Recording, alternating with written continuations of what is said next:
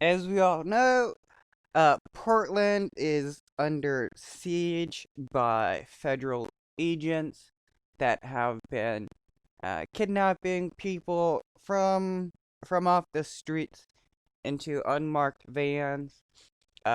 People wearing camo gear with what ARs or AKs. I'm not sure which type of weapon. Um, this is pretty much Portland is under a civil war from the Trump administration over monuments being vandalized. Uh, so I heard that well I read that the DHS is wanting to use Portland as a testing ground and then take the Civil War to the rest of the nation so that they can start trying to kidnap people and stuff. This is why guns are needed. People need to be fighting back and taking out uh, these kidnappers. Now to Portland, Oregon, where there was another violent night of protest, and local leaders are asking the federal agencies now patrolling the streets to get out. ABC's Kana Whitworth is in Portland tonight. Tonight, parts of Portland spiraling into chaos, once peaceful protests turning violent last night. A police union building set on fire, reports of vandalism. This barricade taken down. Authorities declaring the scene a riot. A protester repeatedly hit with a baton and sprayed. This as the city. Okay, that protester wasn't doing anything but just standing there, and that cop was just repeatedly striking him. Why? I mean, what's the reason? Our government is proving that they're not a government of the people, for the people. They're a government seeking just to induce fear and control into people. And with the way Trump is, this is just going to get worse. Is now locked in a battle with the federal government. The Department of Homeland Security and Customs and Border Protection among the federal agencies with militarized units on the streets, detaining people. The message from the city's leaders, get out. Your presence here. They're not detaining people, they're kidnapping people. That's the difference.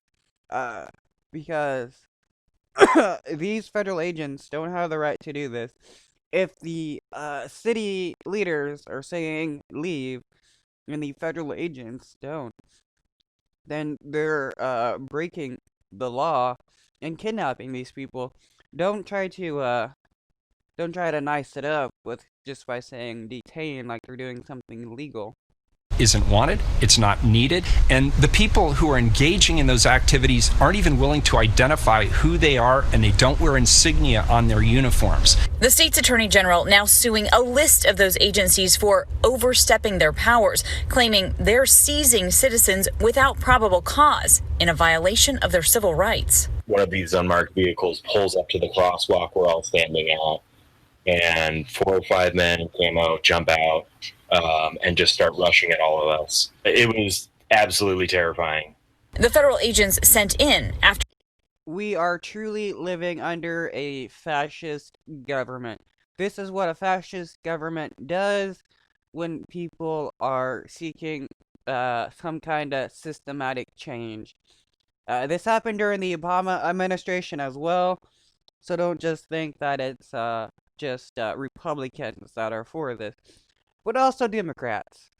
After 7 weeks of protests following the death of George Floyd. President Trump taking a hard line today, tweeting in defense of the arrests, saying, "We're trying to help Portland, not hurt it. Their leadership has, for months, lost control of the anarchists and agitators. They are missing in action. We must protect federal property and our people." We must protect federal property and our people. This is all about monuments and stuff, mostly being vandalized. Trump put out some kind of EO saying that various Confederate monuments and stuff will be protected. And then you have this happening, and the agents kidnapping people, and now Trump tweeting in support of it. This isn't how a government runs. This is, well, not a government for people. This is some fascist government that is just about, at the moment, Trump and his poll numbers. And this is just crazy. People. Democrats now demanding a probe into federal action here in Portland. One saying we are increasingly alarmed at the administration's use of federal law enforcement to violate the civil rights of our constituents. Tom? Kana Whitworth in Portland tonight for us. Kana, thank you.